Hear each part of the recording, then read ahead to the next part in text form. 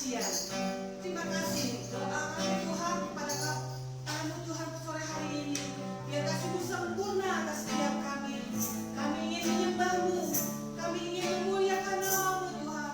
Kami naikkan syukur kami di awal tahun ini. Engkau sungguh baik, Engkau sangat baik kepada setiap kami. Terpujilah nama-Mu Tuhan, terpujilah nama-Mu Yesus. Haleluya, haleluya. Kami menyembah-Mu Tuhan. Terima kasih ya Yesus.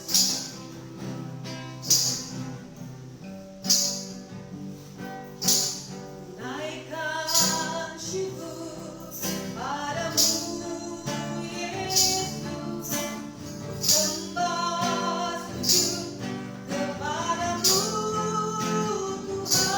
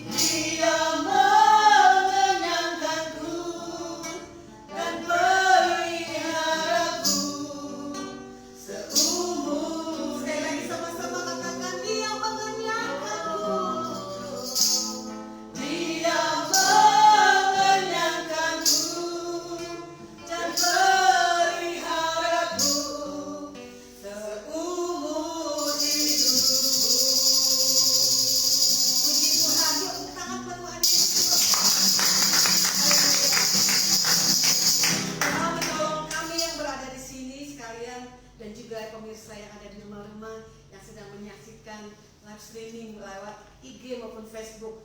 Baik, sore hari ini kita ada kesaksian. Biarlah kesaksian memberkati setiap kita semua yang mendengarkan. Biar kasih Tuhan mengalir atas kalian semua. Haleluya. Haleluya. Mari silakan Ibu Rera. Shalom saudara-saudara terkasih di dalam Tuhan. Merupakan suatu yang luar biasa buat saya bila saya sampai dengan saat ini boleh berada di tempat ini dan menyaksikan kemurahan Tuhan dalam kehidupan saya. Kalau saya mengingat kembali akan kebaikan Tuhan, itu serasa luar biasa dalam kehidupan saya. Ada 3 hal penting yang buat saya ingin saya sampaikan saat ini. Berkat Tuhan yang pertama adalah kesehatan. Kami merasakan bahwa penyertaan Tuhan begitu luar biasa dalam kehidupan keluarga kami. Kalau sampai dengan saat ini kami merasa sehat, kuat, dan tetap dapat melakukan aktivitas, itu semuanya hanya karena kasih kemurahan Tuhan. Untuk itu kesehatan yang kami miliki, yang kami rasakan dalam satu keluarga, itu merupakan sukacita yang luar biasa buat kami, karena kesehatan itu mahal harganya. Dan kami melihat bahwa penyertaan Tuhan atas keluarga kami untuk kesehatan yang kami terima itu merupakan suatu hal yang luar biasa bagi dalam kehidupan kami. Dan yang kedua, di masa pandemi saat ini, memang jujur kami mengalami masa sulit karena dalam keluarga kami suami saya belum bekerja. Tapi kami melihat bahwa kemurahan Tuhan itu senantiasa melimpah dalam kehidupan kami. Kami tak pernah merasakan kekurangan apapun dalam kehidupan kami.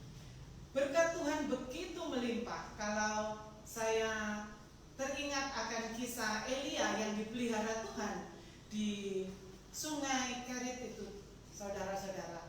Seperti itulah Tuhan memelihara keluarga kami. Tuhan mengirimkan banyak burung gagak untuk datang ke rumah kami, memberkati kami, sehingga kami pun sampai dengan saat ini Tuhan pelihara, Tuhan cukupkan segala macam kebutuhan kami. Kami pun dapat merasakan Tuhan tak pernah meninggalkan kami. Berkat ketiga yang terakhir ini yang kami rasakan adalah lewat anak saya. Saya merasakan bahwa tidak pernah merasakan bahwa suatu ketika kami sekeluarga itu sudah dipulihkan, sudah ditahirkan lewat cara yang Tuhan berikan dalam keluarga kami dengan begitu ajaib. Pertama-tama suami saya setelah dibaptis, dilepaskan kutub dan ditahirkan, dan kemudian suami saya berbicara dengan saya gitu ya. Dia juga rindu bahwa saya dan juga anak saya itu juga suatu saat kami mengalami pentahiran itu, karena kami merasakan bahwa Tuhan itu memberkati dengan luar biasa, dengan kayaknya semakin komplit kalau kita itu sudah ditahirkan gitu. Nah, hari ini saya tanpa planning, tanpa apa, ternyata Tuhan mendengarkan apa yang diinginkan, apa yang dirindukan juga oleh suami saya. Dengan bertemu dengan hambanya Kak Lasma, saya dan juga anak saya hari ini sudah ditahirkan, dan kami merasakan bahwa Tuhan lebih melengkapi sukacita kami saat ini, dan kami percaya Tuhan terus akan melanjutkan kebaikan. Terima kasih. Haleluya, puji Tuhan. Kasih Tuhan memang sempurna. Tuhan memulihkan tidak 1-2 orang, tapi seisi keluarga dipulihkan bagi hormat kemuliaan Tuhan. Amin. Baik, biar kita akan pujian, kita akan simak, kita akan mendengar firman Tuhan sama-sama sore hari ini. Biar kerinduan itu selalu ada setiap kita. Ku rindu Kau Tuhan. Ku rindu Kau Tuhan, lebih dari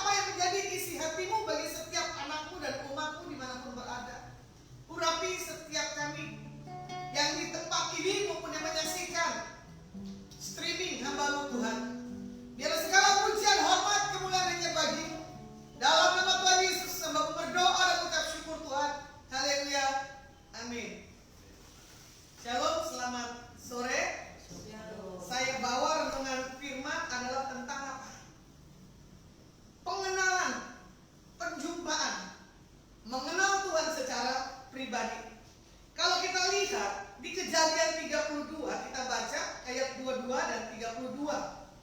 Bagaimana di sini pergumulan Yakub dengan Tuhan. Bagaimana Yakub mempunyai satu hal kerinduan dan kehausan. Di dalam hal dia mempunyai satu hal keputusan untuk mengambil sikap, dia tidak jelas dan tidak berani untuk mengambil apapun yang menjadi keputusannya. Begitu pula buat setiap kita buat sore hari ini, ya. Kita jangan bergumul, kita jangan membawa segala apapun dalam setiap kehidupan kita yang membawa kita tidak mengenal siapa Tuhan dalam setiap kehidupan kita. Ya. Jadi kalau mau dilihat di ayat 22, Kejadian 32 ayat 22. Pada malam itu Yakub bangun dan ia membawa kedua istrinya, kedua budaknya perempuan dan ke-11 anaknya dan menyeberang di tempat penyeberangan sungai Yabok. Sesudah ia menyeberangkan mereka, ia menyeberangkan juga segala miliknya. Lalu tinggallah Yakub seorang diri dan seorang laki-laki bergulat dengan dia sampai fajar menyingsing. Ketika orang itu melihat bahwa ia tidak dapat mengalahkannya, ia memukul sendi pangkal paha Yakub sehingga sendi pangkal paha itu terpelesok. Ketika ia bergulat dengan orang itu, lalu kata orang itu, biarkanlah aku pergi, karena fajar telah menyingsing. Saud Yakub, aku tidak akan membiarkan kau pergi jika kau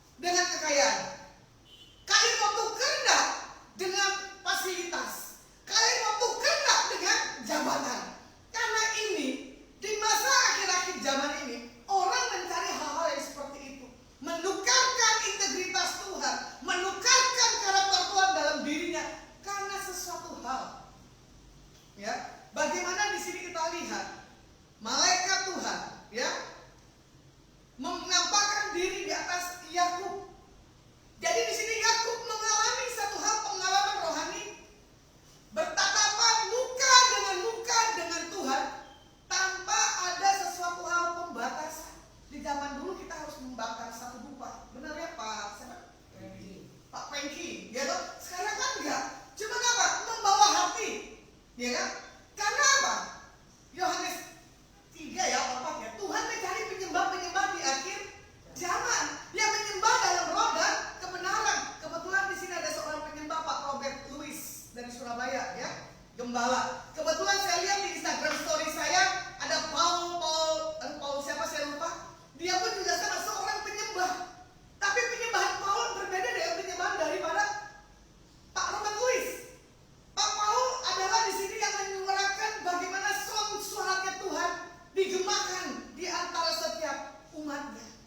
Kalau Pak Robert Louis menghadirkan hadirat Tuhan, saya tersentuh karena saya mengenal dua rekan, baik Pak Paul dan Pak Robert Louis, ya. Jadi punya sesuatu hal keimanan akan Tuhan dalam penyembahan yang berbeda.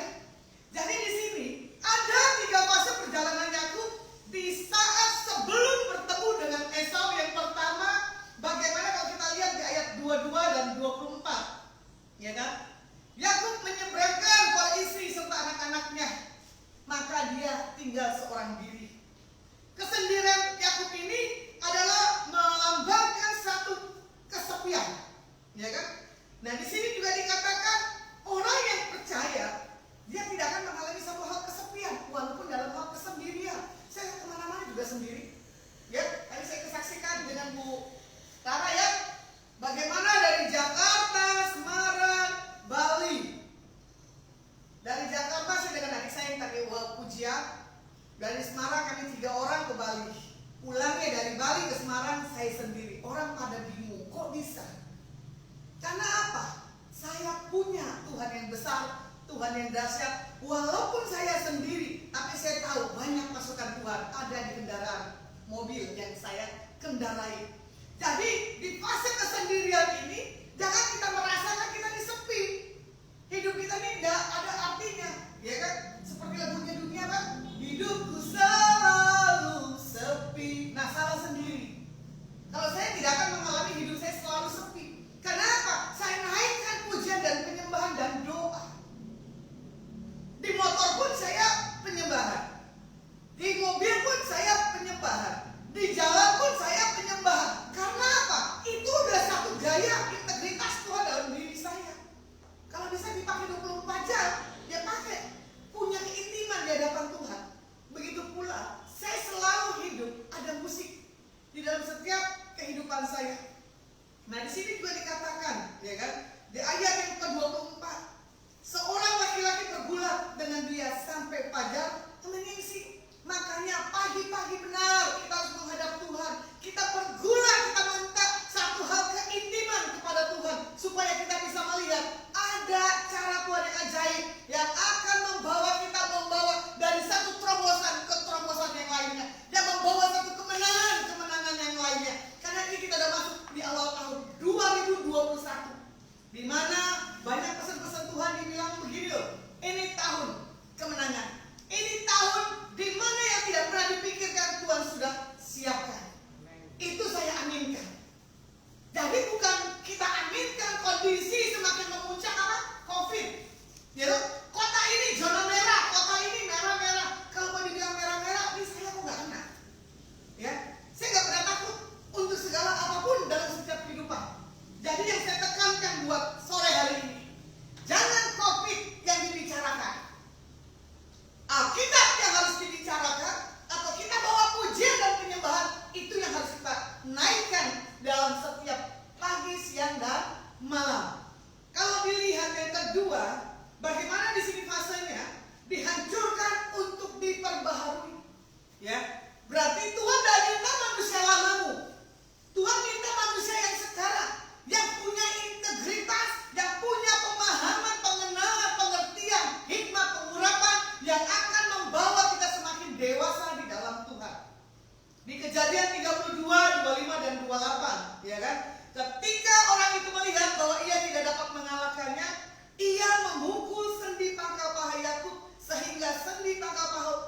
pahit itu terpleset ketika ia bergulat dengan orang itu. Lalu kata orang itu, namamu tidak akan disebut lagi Yakub, tetapi Israel, sebab engkau telah bergumul melawan Allah dan manusia, dan engkau menang. Di tahun 2021 di Pai Alep ini, ya kan, kita tidak akan lagi bergumul di dalam permasalahan penghidupan. Kita akan bergumul bagaimana kita mengalami satu hal, pemahaman, pengenalan akan Tuhan.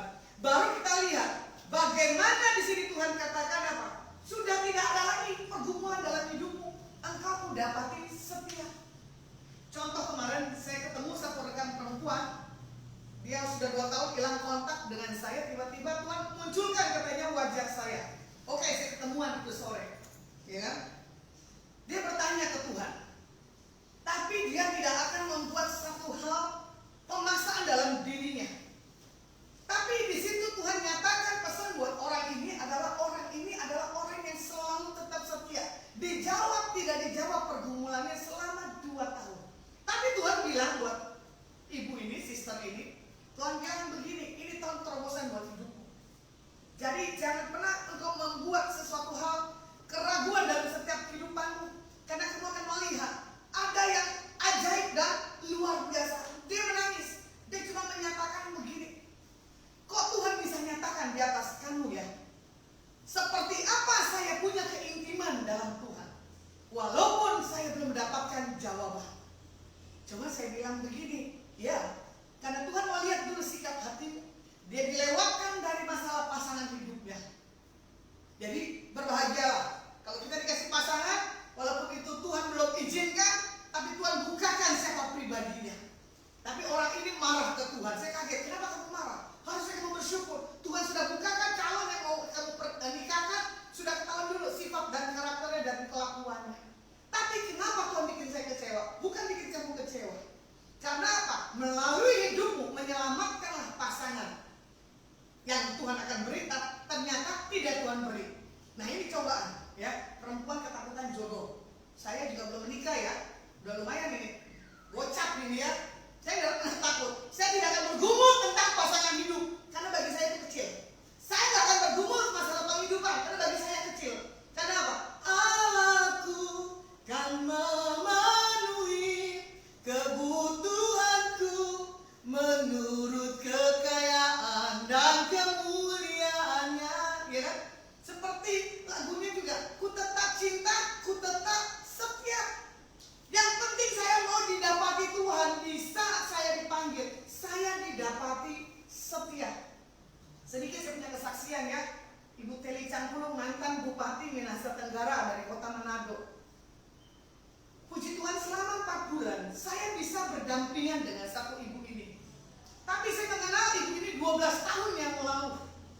Imannya tidak pernah gugur. Yang saya mau saksikan, di detik-detik dia terakhir, di sampingnya pujian penyembahan handphone YouTube tidak pernah berhenti. Walaupun badannya merasa ada sesuatu hal yang membuat dia menderita dan dia sakit, dia tidak menjerit. Cuma dia angkat pujian dan penyembahan. Dan saya lihat proses perjalanan hidupnya Ibu Teli Cangkulung ini tidak main-main, ya kan? Tapi saya belajar selalu dia dekat ke Tuhan. Tapi saya lihat hidupnya tidak pernah membuat orang sekelilingnya kecewa. Tapi saya dengar kesaksian dari suaminya Pak Eli langsung. Sebelum Tuhan panggil, itu ibu telepon, minta maaf. Dipikir itu candaan. Ternyata apa? Cuma sampai perpisahan kemarin. Kebetulan saya punya rekan, dia juga sampaikan pesan buat saya. Dia bilang begini, Ibu Teli mau dipanggil, nanti dulu, tunggu saya ada di Jakarta.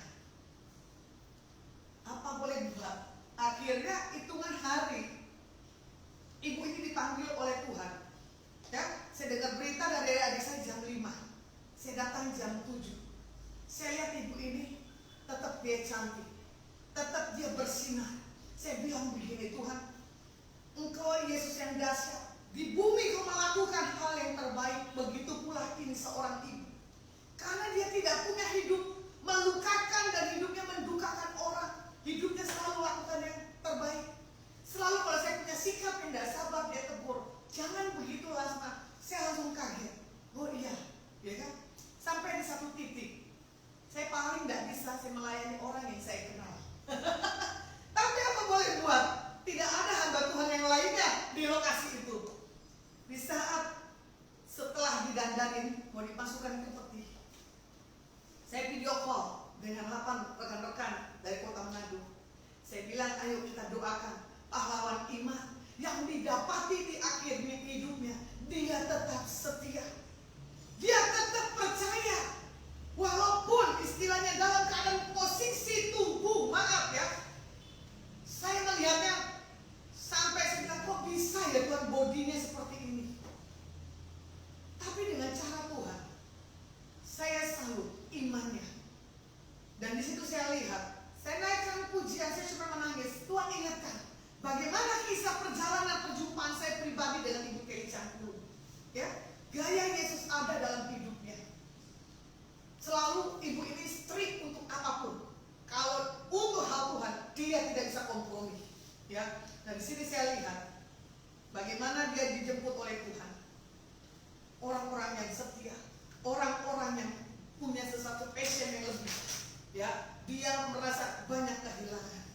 Karena apa? Figurnya di bumi sungguh dahsyat dan ajaib.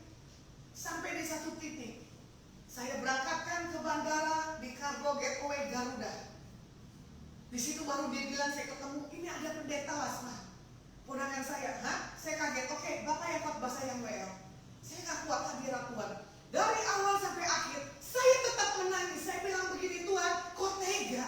Saya harus melayani orang yang saya kenal. Ya kan? Tapi saya tetap melayani. Satu hal yang saya tertegun dan tertarik, ada satu ajudan dari petinggi.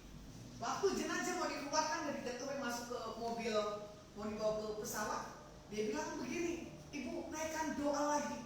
Saya kaget. Tadi kan udah, enggak. Naikkan lagi. Saya tahu itu orang yang bukan dalam Tuhan, tapi dia tahu ada sesuatu hal yang dahsyat yang Tuhan bisa pakai loh kita dimanapun kehidupan kita berada. Orangnya ini diem, ya kan, ajudan ini, tapi powernya tinggi sekali.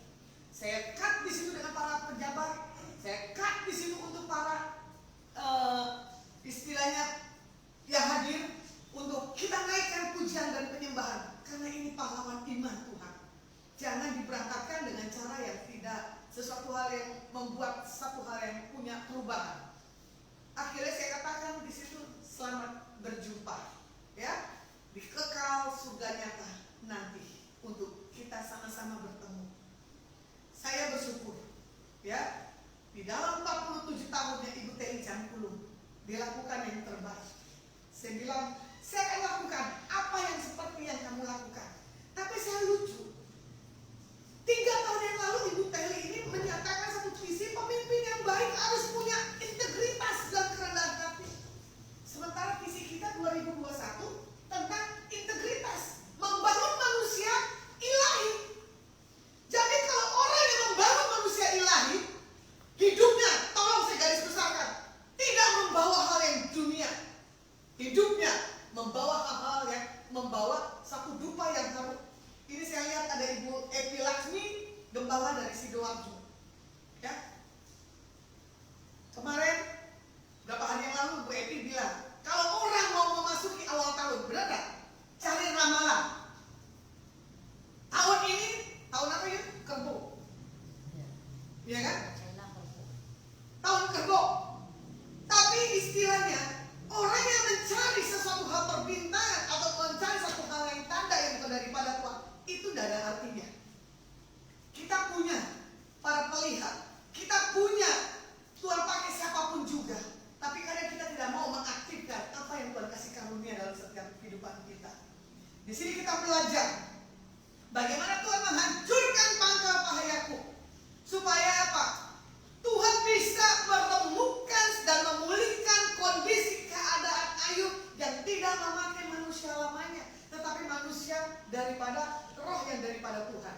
Ya, terima kasih. Di sini ada Pak Pendeta Pramono Limanto, ini saya lihat ada Sister Yudit, ada Cang Yopin, ini kalau nggak salah dari Medan ya.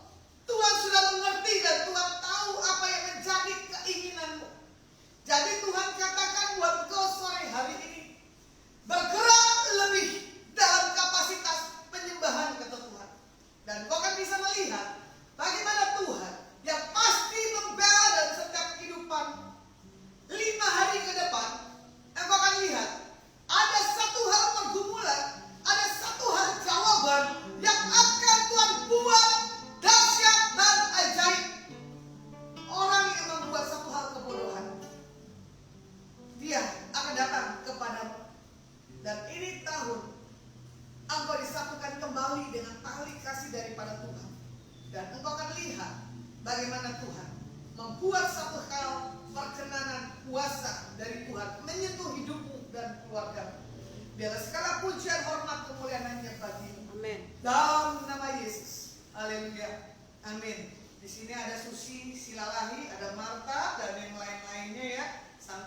Santoso ini kayaknya ibu ini. Ya. Dan yang ketiga, bagaimana bergumul dengan Tuhan sampai Yakub memaksakan untuk dia tidak akan pergi sebelum Tuhan memberkati. Tuhan tidak menunjukkan siapa dirinya. Jadi kita begini loh, kalau bisa ketemu dengan siapapun jangan suka remehin orang, karena kita tidak tahu siapa itu orang, betul nggak? Atau Tuhan kirim, atau Tuhan membawa satu hal konfirmasi buat setiap kehidupan kita. Oke, ini ada Ibu Prayogo, Ibu Linda, ya, dari Semarang. Saya tidak tahu Tiffany kondisinya seperti apa, tapi percaya ya Ibu Linda, Tuhan punya cara yang ajaib buat putrimu Tiffany. Biar segala organ tubuh kelemahan dalam tulangnya Tuhan ganti dengan yang baru. Dan perkatakan Yesaya 37, ada kehidupan di seluruh organ tubuh daripada Tiffany. Oleh kuasa bilu-bilu darah Tuhan Yesus, Tiffany sudah punya tubuh yang daripada Tuhan. Dan setiap organ tubuh yang daripada surga masuk di atas Tiffany. God bless you. Nah, di sini juga dikatakan bukan kemampuan Yakub yang dihargai Tuhan, tapi di sini Yakub mendesak datang kepada Tuhan dengan satu hal paksaan. Jadi kalau bisa ya sore hari ini yang menyaksikan maupun hadir di sini, paksa yuk datang ke Tuhan. Desak sampai Tuhan buat sesuatu hal terobosan. Paksa unit tanah, ya kan? Kamu butuh 5M. Paksakan Tuhan kirim 5M. Untuk apa? Saya diberkati dan memberkati. Amin. Ya, seperti juga tadinya Bu Sukma. Nanti kita akan sama-sama berdoa. Paksakan biar ada penjualan di atas tanahnya. Terjual dengan cara Tuhan yang ajaib. Jadi dikatakan bagaimana seorang yang bergumul dengan Tuhan memperoleh kemenangan. Amin. Adalah dia mempunyai satu hal, keintiman. Doa, pujian, penyembahan, dan puasa. Amin. Bagaimana seorang bergumul dengan Tuhan bisa memperoleh kemenangan adalah dengan dia membuat sesuatu hal terobosan. Menangis di hadapan Tuhan. Hosea 12:4 dan 5. Jadi kunci kemenangan Yakub dalam pergumulan dengan Tuhan, pergumulan yang sengit, tapi mendapatkan satu berkat supranatural daripada Tuhan. Jadi saya rangkum buat sore hari ini, bagaimana kisah Yakub, ya kan, dibagi dalam 3 fase. Yakub masuk di padang gurun, dihancurkan untuk diperbaharui, bergumul dengan Tuhan.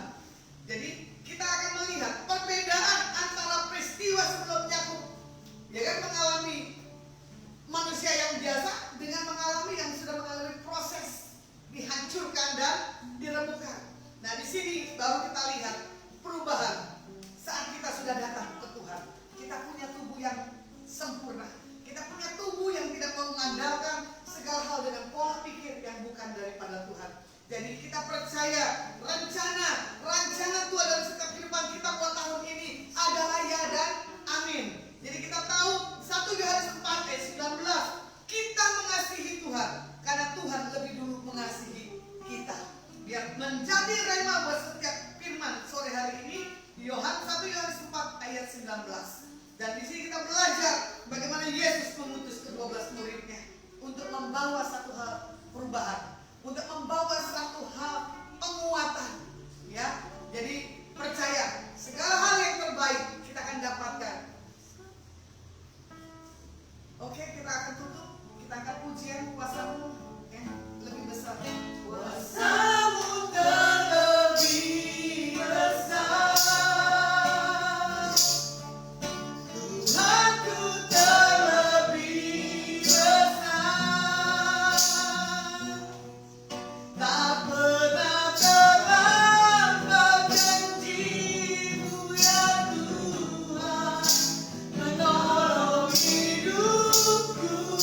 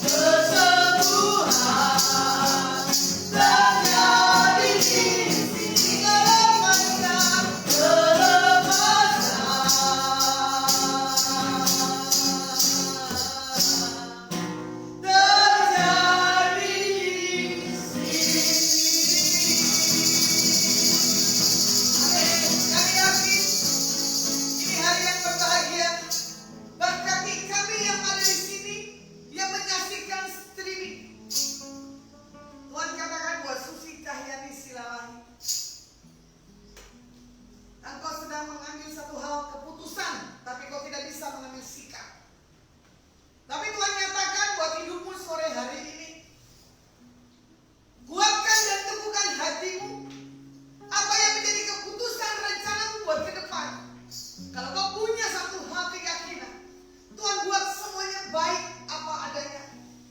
Engkau sedang mendidik satu putrimu yang paling besar. Karena kau ingin menjadi putri yang satu ini adalah center buat keluarga besarmu yang lainnya. Tuhan katakan kau berbahagia karena putri yang Tuhan percayakan dalam hidupmu adalah putri yang akan membawa satu hal perubahan dan satu hal keajaiban. Putrimu adalah menjadi kesaksian Tuhan yang hidup. Dimanapun putrimu berada, Tuhan diproklamirkan dalam setiap kehidupannya. Engkau mengajar dari masa kecil untuk dibawa anak ini takut akan Tuhan. Dan itulah yang menjadi foto dari setiap putrimu. Percaya berkat kasih anugerah perkenanan daripada Tuhan melimpah turun dalam hidupmu dan suamimu Jimmy. Biarlah keluarga Sinalai dan keluarga Sihaan diberkati berlimpah-limpah-limpah dalam nama Tuhan Yesus. Kami bawa buat Presiden kami Indonesia Tuhan, Pak Joko Widodo dan Pak Amin Rais sebagai wakilnya. Biarlah pengurapan takut akan Tuhan ada di atas kedua pemimpin kami. Kami memberkati 34 provinsi dan kami katakan shalom buat Indonesia. Damai sejahtera sukacitanya daripada Tuhan turun di atas bangsa kami Indonesia. Indonesia mengalami lawatan. Indonesia mengalami pemulihan. Indonesia baru, Indonesia transformasi dan direstorasi. Jadi untuk kemuliaan kebesaran nama-Mu. Dan kami nyatakan tidak ada lagi sakit penyakit buat bangsa dan bangsa-bangsa yang lainnya. Dan kami berdoa buat para menterinya Tuhan, buat setiap aparat RT, RW, lurah, camat, bupati, wali kota, gubernur. Kami serahkan ke dalam tangan-Mu. Biarlah pemimpinan yang daripada Tuhan ada di atas setiap mereka. Mampukan dan kuatkan. Berkati hamba-Hamba-Mu dimanapun mereka berada yang besok akan melayani. Beri kesehatan dan kekuatan. Amen. Beri hikmat. Beri sesuatu hal yang membuat satu hal perubahan melalui dunia streaming. Amen. Dunia gadget Tuhan. Karena kami tahu setiap pekabaran Injil tidak dibatasi karena waktu dan suasana.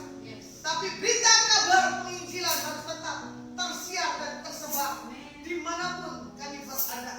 Biar gaya integritas Tuhan untuk kami menjadi saksi-Mu nyata dalam setiap kehidupan kami. Biarlah mari kita mengangkat kedua tangan kita di hadapan Tuhan. Biarlah berkat kasih anugerah di dalam nama Bapa, Putra dan Roh Kudus dalam persekutuan yang manis sore hari ini. Pulang dan terima. Biarlah apa yang kau alami, apa yang kau inginkan, apa yang kau pegang, kau sentuh dan kau kerjakan, dibuat Tuhan berhasil. Amin. Biarlah segala hal yang terbaik yang sudah kau terima sore hari ini, naikkan doa sama-sama di hadapan Tuhan dan sama-sama kita katakan amin. Oke, God bless you. Saya mau minta pengumuman sedikit. Maaf kalau nanti tanggal 16 Adonai Ministry di Semarang tidak ada di Rumah Makan Indasari, tapi ada di Lembah Kemenangan. Tapi karena kondisi dan keadaan peraturan pemerintah ya, kita batasi cuma 50 orang. Tapi nanti kita lihat di bulan ke depan Adonai ada Sabtu ketiga di Semarang di Rumah Makan Indasari.